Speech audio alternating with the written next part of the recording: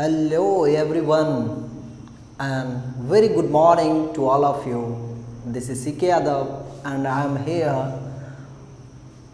with the first chapter for class 8, that is our resources. We have studied to maximum extent of this chapter and now we will study rest of in this chapter.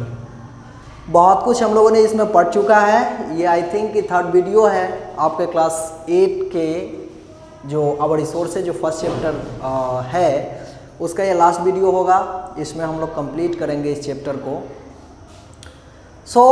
आज जो हम लोग को पढ़ना है मेरे प्यारे बच्चों, वो है conservation of resources and sustainable development. सबसे पहले हम लोग समझने की कोशिश करेंगे what does the title mean, conservation of resources. In Hindi we can say स्रोतों का संरक्षण. स्रोतों का संरक्षण means protection of the resources, the sources. अब हम लोग पढ़ेंगे कि व्हाई नीड कंजर्वेशन. कंजर्वेशन की जरूरत क्यों पड़ती है, किसी चीज़ की बचाव करने की ज़रूरत क्यों पड़ती है. तो my dear students, one thing I want to tell all of you that we have many types of resources, natural resources. On the classification based we have seen that there are many types of resources. Some resources are renewable, some are non renewable, और कुछ जो है मतलब जिसका पुनरुत्पादन किया जा सकता है, कुछ है जिसका एक बार इस्तेमाल करने के बाद दोबारा नहीं किया जा सकता है. तो हम वैसे रिसोर्सेज जो कि एक बार यूज़ करने के बाद दोबारा उसको रीजेनरेट नहीं किया जा सकता है, पुनः उत्पादन नहीं किया जा सकता है, तो हालांकि ज़रूरत तो उन सबकी है ही. तो कैसे होगा, क्या करना चाहिए हमें? तो हमें क्या करना चाहिए, उसको कंजर्व करना चाहिए, अर्थात उसको संरक्षित रखना चाहिए ताकि हम लोग और आगे तक इसका इस्तेमाल कर सके. हमारा जो जेनरेशन्स होंगे, जो न्यू जेनरेशन्स होंगे, वो भी इसका इस्तेमाल कर सके. इसलिए हमें कंजर्वेशन की ज़रूरत पड़ती है. As you know my dear students that on the earth population has been increasing day by day. It's increasing to the vast extent but our resources are limited. So we must think about the conservation of resources. जैसा कि आप सब जानते हैं कि पृथ्वी पे जनसंख्या दिन प्रतिदिन कई गुना बढ़ती जा रही है, बहुत रफ्तार से बढ़ती जा रही है, लेकिन रिसोर्सेज जो है वो तो नहीं बढ़ रहा है, वो तो लिमिटेड है. तो उसका इस्तेमाल हमें कैसे करना चाहिए? वाइजली करना चाहिए, जुडिशियली करना चाहिए, अर्थात उसका इस्तेमाल हमें सावधानीपूर्वक और चतुराई से करनी चाहिए, यानी जिसका इस्तेमाल हम लंबे समय तक कर सके और हमारे आने वाले जनरेशन भी उसका इस्तेमाल कर सके. जैसे हमने बात किया था कि एयर, वाटर, सनलाइट एट्सेट्रा, ये सब जो है हमने बताया था कि ये जो है रिन्यूएबल रिसोर्सेज है और ये इन प्लेंटी पाया जाता है, बहुत मात्रा में पाया जाता है. पाया तो जाता है बहुत मात्रा में. माय डियर स्टूडेंट, मैं दूसरे टॉपिक को भी इससे रिलेट करता हूँ कि sustainable development. Sustainable development, this title is very relevant to this title. ये दोनों एक दूसरे से काफ़ी रेलेवेंट है. देखिए यहाँ उसकी संरक्षण की बात कही गई है, यहाँ सस्टेनेबल डेवलपमेंट. सस्टेनेबल डेवलपमेंट क्या है, यानी जो रिसोर्स हमारे पास है उसको किस तरह से हम इस्तेमाल करें ताकि उसको लंबे समय तक हम इस्तेमाल कर सके और हमारा न्यू जनरेशन्स भी उसका इस्तेमाल कर सके. वही सस्टेनेबल डेवलपमेंट है. अर्थात without damaging the resources we can develop it. अब देखिए, जैसे कि बिना डैमेज किए हुए रिसोर्स को बिना डैमेज किए हुए कुछ प्रोडक्शन हम प्रिपेयर कर ले. यहाँ रिसोर्स है और ये प्रोडक्शन है. तो रिसोर्स को बिना डेवलप किए हुए प्रोडक्शन. अब दोनों एग्जांपल लेंगे. एक तो है कि जैसे मान लीजिए कि हमें रहने के लिए घर चाहिए होता है, तो घर के लिए हम क्या करते हैं, घर के लिए, घर में हमें दरवाजे की आवश्यकता होती है और दरवाज़ा हमारा वुड का होता है अर्थात लकड़ी का होता है। लकड़ी की पूर्ति करने के लिए हम क्या करते हैं, वनों की कटाई करते हैं अर्थात डिफॉरेस्टेशन की प्रक्रिया हो जाती है, अर्थात पेड़ों की कटाई की जाती है और उस पेड़ से लकड़ी निकाल कर और उसको हम फर्नीचर आइटम या फिर वी कैन से कि उसको हम खिड़कियाँ दरवाजे में इस्तेमाल करते हैं। तो कहीं ना कहीं हमने क्या किया, डिफॉरेस्टेशन किया अर्थात रिसोर्स को डैमेज किया और तब हमें प्रोडक्शन मिला। रिसोर्स को डैमेज कर करके और तब हमें प्रोडक्शन मिला। तो जिस रिसोर्स का हम इस्तेमाल कर लिए ये तो हमारे लिए बेनिफिशियल हो गया और मैं इसका यूज़ कर रहा हूँ वेरी कंफर्टेबली। लेकिन what about the people who will come after us, who are our new generations, जो हमारे नए जनरेशन है उसके बारे में क्या, उसके बारे में भी तो हमें कुछ सोचना है। Being a human being we have to look at the future of our new generation and future of our young one. So हमें अभी तो आराम मिल गई, हमें आलीशान महल मिल गया, फर्नीचर्स जो भी चाहिए कंफर्टेबली हमें प्राप्त हो जा रहा है। लेकिन हमने क्या किया, अपने प्रोडक्शन को पाने के लिए, इसको कंज्यूम करने के लिए हमने रिसोर्सेज को डैमेज किया। तो एक ऐसी प्रक्रिया जिसमें हम रिसोर्स को बिना डैमेज किए हुए प्रोडक्शन को प्राप्त करें तो वो हमारा सस्टेनेबल डेवलपमेंट है। तो अब ये मैं बता रहा हूँ कि ये दोनों एक दूसरे से रिलेट कैसे करता है।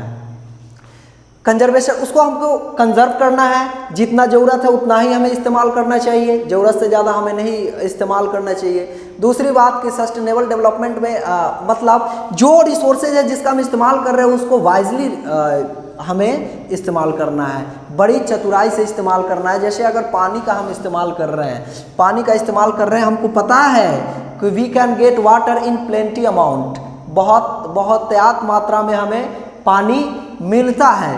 परंतु क्या हम देखते हैं कि अपने अदर नीड्स को फुलफिल करने के लिए, प्रोडक्शन को प्रोड्यूस करने के लिए बहुत सारे इंडस्ट्रीज स्टेबलाइज्ड है और वो इंडस्ट्रीज से जो कुछ कचरे निकलते हैं, जो वेस्टेज है, वो क्या होते हैं, नदी में, तालाब में प्रवाहित कर दिए जाते हैं और जिससे क्या होता है, यह हमारा जो वाटर है ये प्लेंटी अमाउंट में तो है but it get contaminated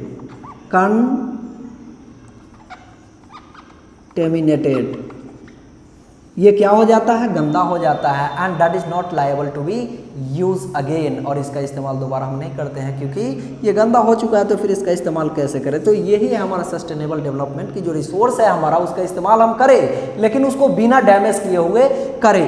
air का बात करें, हम जानते हैं कि एयर भी प्लेंटी अमाउंट में है, बहुत सारा अमाउंट में हमें वायु मिलता है जो कि ब्रेथ करने के लिए, हमें सांस के लिए आवश्यक है, हर एक ह्यूमन बीइंग के लिए वो ज़रूरी है, पेड़ पौधे।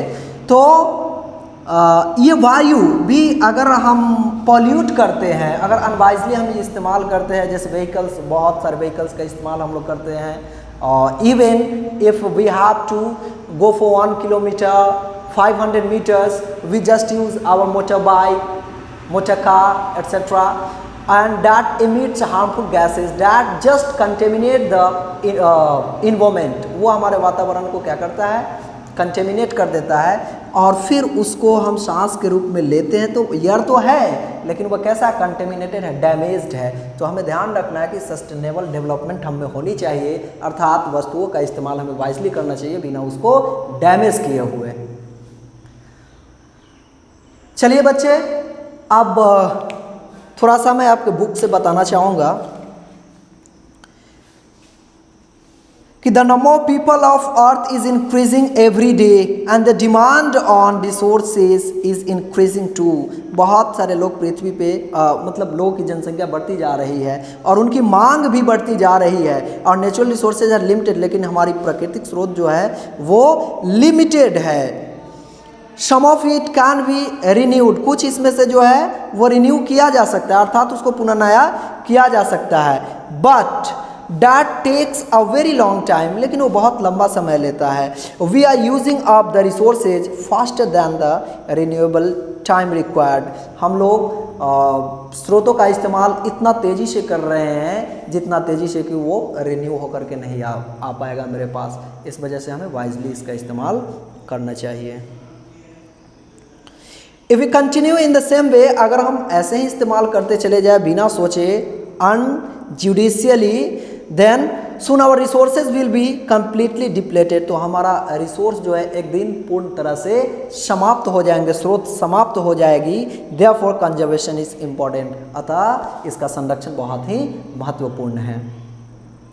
Conservation is the protection of all our natural resources. Conservation अर्थात संरक्षण जो है वो हमारे प्राकृतिक स्रोत का बचाव के लिए करना जरूरी है। It is a science that first examines how and why natural resources are being depleted or degraded and then finds ways to solve the problem। सबसे पहले तो जो वैज्ञानिक होते हैं हमारे, जो विज्ञान है वो हमें बताता है कि हमारा नेचुरल रिसोर्सेज या कोई भी रिसोर्सेज है वो डैमेज कैसे हो रहा है, डैमेज होने का कारण क्या है ये पता करता है, फिर उसको कंजर्व करने का, उसको रोकने का, उस डैमेज को रोकने का सॉल्यूशन भी बताता है। ह्यूमन एक्टिविटीज, अच्छा, what are some of the ways by which our natural resources are being affected? वो कौन कौन से फैक्टर्स है, वो कौन कौन से कारक है जिसके वजह से हमारी प्राकृतिक स्रोत प्रभावित हो रही है।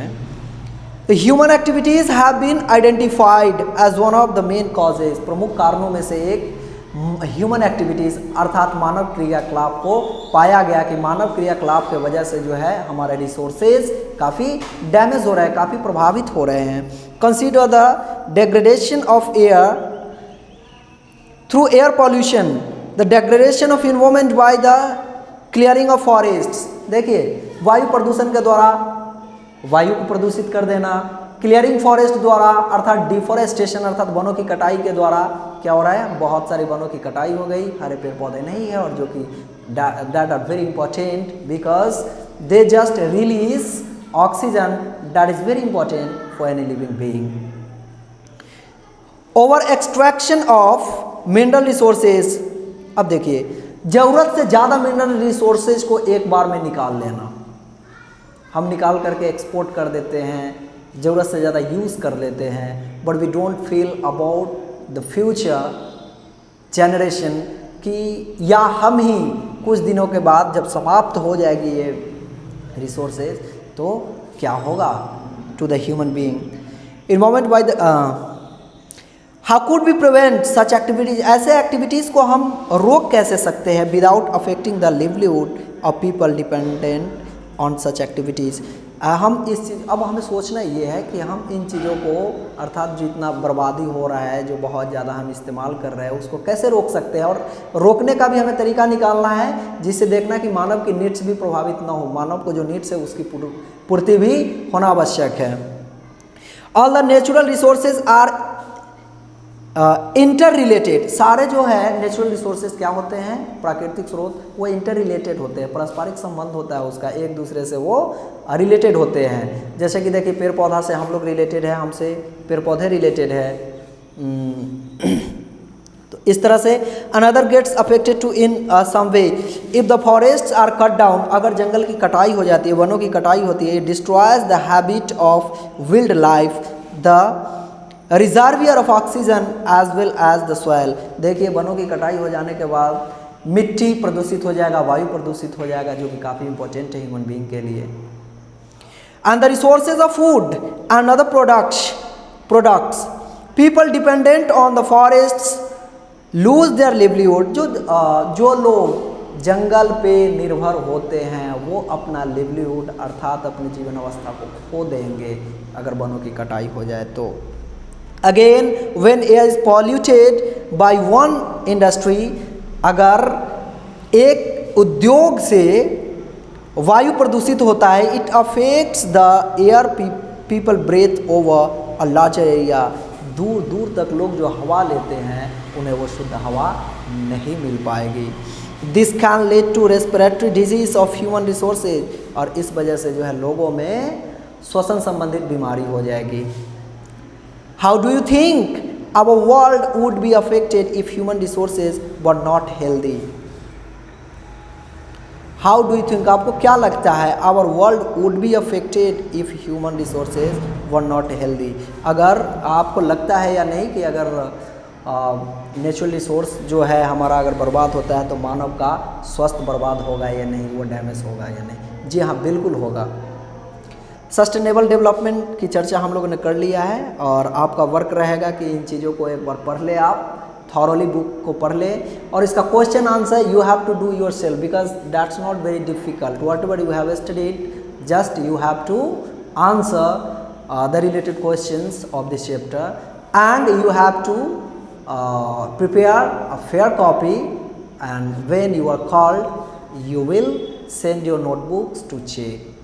ठीक है, तो मैं उम्मीद करता हूँ कि जिन चीज़ों को मैंने पढ़ाया इस चैप्टर में आपको भली भांति समझ में आई होगी और प्रश्न उत्तर करने में कोई समस्या नहीं होगी। और मैं सजेस्ट कर रहा हूँ आपको कि आप फेयर कॉपी तैयार करेंगे।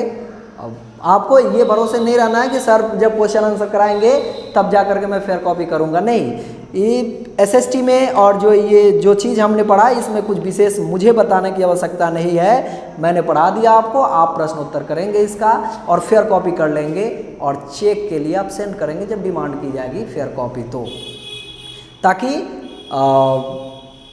मैं उसे चेक करके फिर आप तक फॉरवर्ड कर दूँ। ओके,